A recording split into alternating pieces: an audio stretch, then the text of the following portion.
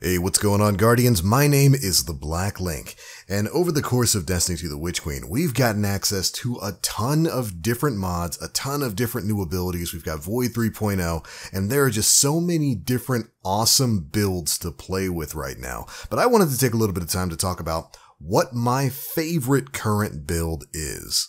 Let me ask you a series of questions. Do you like infinite grenades? Do you like infinite overshields? How about getting your health back all the time? Do you like basically having a pocket super available to you that also supercharges your real super? Well, if you answered yes to any of those, Void 3.0, especially on Warlock, has got a great class available for you. This is basically what took me through Legendary campaign. It's taking me through Legendary content right now. I run my Lost sectors with it, and basically all of the in-game content that's available right now. It's probably what I'm going to take into the raid. And it completely revolves around the ability to almost instantaneously regenerate grenade energy. So let's go ahead and dive on into it. First off, I am running this on Void Walker for Warlocks. Void 3.0 has given us a lot of great benefits here. For the most part, it's a fairly standard build. We've got our Healing Rift, of course, Burst Glide, Pocket Singularity, and for the grenade, you're going to want Vortex Grenade. The reason why is we're going to be using an overcharge ability that's going to allow us to make these Vortex Grenades last longer, hit harder, and also draw in enemies. Moving on to the aspects, we've got, of course, Feed the Void. Defeat a target with a Void ability to activate Devour. While Devour is active, Final Blows restore health and extend the Devour ability. This is going to be a part of your bread and butter for this build. Basically, anytime you get a kill with a Void ability, whether it's your melee, your grenade, or your super, and you're going to be getting a lot of grenade kills with this build, you're going to get your full health back, and you're going to start to regenerate ability energy alongside it. After that, of course, we've got Chaos Accelerant. This is an extremely important mod. With this, you hold your grenade button to overcharge your grenade, making it deadlier and more effective. This has different effects based on the type of Void Grenade you're using, but for Vortex Grenade, it increases the size of the Vortex Grenade and the linger duration of the Vortex, so it becomes bigger and it lasts longer. If only holding things made it that easy. Moving on to the fragments, we've got Echo of Expulsion, where Void ability Final Blows will cause targets to explode. This is very much like the volatile debuff that's tied to Void right now. So basically, any enemies killed by your grenade or your melee are going to blow up and take other enemies out as well. Then we've got Echo of Undermining. Your Void grenades weaken targets. With the weaken status effect, targets will take increased damage and have their movement speed slowed. Afflicted combatants will also have difficulty firing accurately, meaning they're going to have a harder time hitting you, and when they do hit you, they deal less damage. Finally, we've got Echo of Remnants. Your lingering grenade effects like Vortex Grenade, Void Wall, Void Spike, and Axion Bolt will have increased duration. This is going to make your Vortex Grenades last way longer, which will allow them to draw in more enemies over a longer period of time and give you more kills, more ability energy back, and all kinds of other benefits. That's the basic setup for your abilities here in Void 3.0. The super for this build doesn't really matter too much. I'm playing for big damage in PvE, so Cataclysm's generally what I stick with. Artifact-wise, this build doesn't really require too much. Generally, you're going to want something like Thermal Shock Plating that helps with in-game content. Font of Might, definitely a must-have in terms of in-game damage as well. And then something like Overload Grenades, Volatile Flow, and if you've gotten enough to unlock it, Devouring Depths is really great for this build too. With this, casting your Void Super while you're critically wounded or benefiting from Devour will increase your damage with that super. It just helps you get a bit more DPS off if you're using something like Nova Bomb. Let's move on to some of the armor mods. First up, we've got double ashes to assets here on the helmet. With these, you gain bonus super energy on grenade kills. We mix that up with one of the artifact mods, Volatile Flow. We're picking up a Void Elemental Well grants your Void weapons volatile rounds. This is an Elemental Well build. With all the grenade kills that you're going to be getting, you toss on some ordnance mods, and then you're going to be seeing wells everywhere. When you pick up those wells, you're going to get a myriad of effects, but this one is huge. Being able to blow enemies up by just using your Void weapons is massive in the endgame right now, especially considering we have a lot of really great Void weapons. Next up, we've got the exotic for this build, CONTRAVERSE Hold. Now this is actually where there's some flexibility. There's a lot of different exotics that you could run with this build, including the new Warlock exotic boots, the Secant Filaments. But in higher end content where enemies start to hit a little on the hard side, I like to run the CONTRAVERSE hold because I'm a madman who jumps right into the middle of combat, which you're going to be seeing over the course of this video, and the CONTRAVERSE hold special ability helps out with that.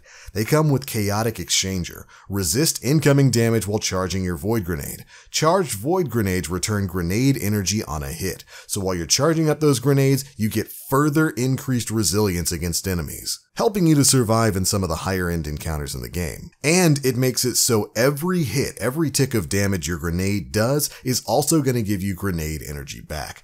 This is the reason why you're seeing my grenade energy basically jumping up beyond the 50% point as soon as it starts hitting enemies.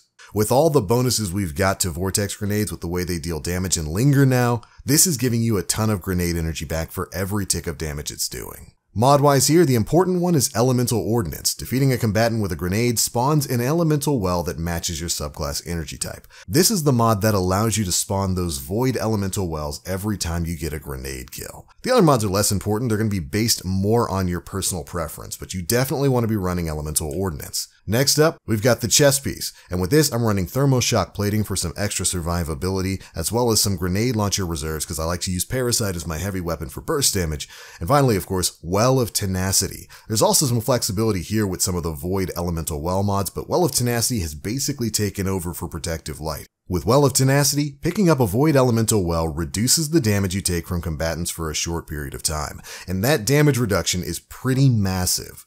This mod comes in clutch and will definitely keep you alive in some of the hairier situations you're going to find in endgame.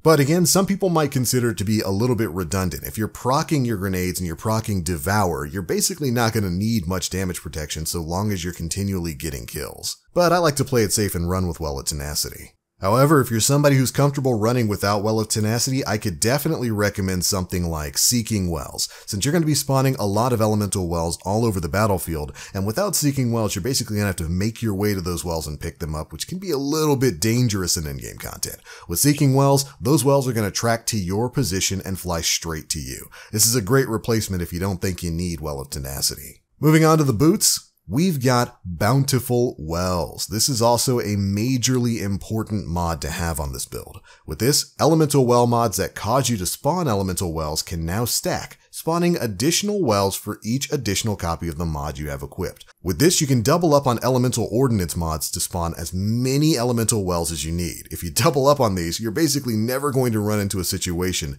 in which you don't almost instantly recover all of your grenade energy after getting 1 or 2 kills with the grenade. And again, you're going to be seeing a lot of that in the video here. Generally speaking, so long as I get 2 or more kills with that grenade, I almost instantaneously get all of my grenade energy back. And anytime that there's a little bit left to go on it, you just pick up an elemental well mod or 2 and that finishes out the rest of it. Oftentimes, even getting 1 enemy kill and then picking up all of the elemental well mods that are going to be dropping from this build will generally get you back to max grenade energy in no time flat. Not to mention all the other benefits that we're talking about here with the health regeneration, the super regeneration, and even more. Anyways, moving on, next up we've got the class item, and this is another piece where you're going to have a lot of wiggle room to basically perfect on your own. This is by no means even an optimized build, and you're seeing how well it's working in a lot of the content that I'm playing here. I mean, I'm going through 1550 missions like Vox Obscura, and replaying the legendary campaign, which caps you underneath a certain power level, and we're still having no trouble clearing up these ads at all. But for the class item, I'm running a solar one with Double Bomber. This reduces grenade cooldown when using your class ability. So if I ever happen to find myself in a situation like where maybe I'm playing with some other people and they kill a group of enemies before my grenade does, that's the only general instance in which I can think of in which you'll have to wait a bit for your grenade energy to come back. But you just drop a well and you'll get a big chunk of your grenade energy back just from doing that.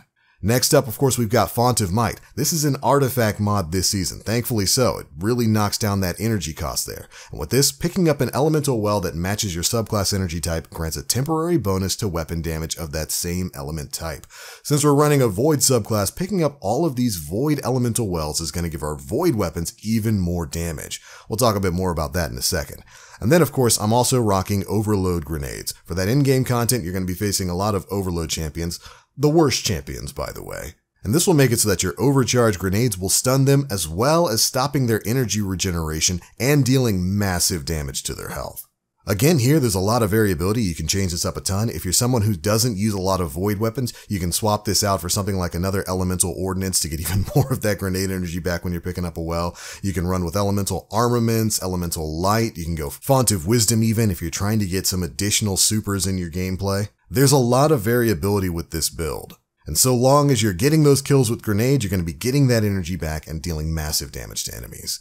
Alright, let's talk about weapon choices here, because there's a lot of different great options available in the Witch Queen right now. For me, personally, I'm using a grenade launcher as my primary weapon. This is the ignition code from a season or two ago, and this is primarily for the damage that grenade launchers do, and Demolitionist, where kills with the weapon generate grenade energy. Activating your grenade ability also reloads this weapon from reserves. This is a build all about throwing grenades, so it works perfectly with Demolitionist. And again, for those times out there where I actually do find myself without grenade energy, 1 or 2 kills with ignition code generally solves that problem. But of course, there are plenty of other options for you to choose from. One of the great ones is any kind of weapon with Adrenaline Junkie. If you happen to be lucky with your prophecy farming, you can get an Adrenaline Junkie Demolitionist roll of a weapon, which is absolutely perfect for this build. That's a highly sought after weapon roll that'll work with a ton of different builds, but especially for this one. These two perks work great in tandem. But generally for my special weapon, I, like many other people, am running the Funnel Web Legendary Submachine Gun. This is a current world drop that is just, it's Recluse 2.0. If you can get a decent roll of this thing, something like Subsistence, Frenzy, or even a ton of other combinations, this gun absolutely shreds. And when you get Font of Might going, it shreds even harder. This is a great weapon. I wish you guys luck on your farming for it. Bungie just nerfed.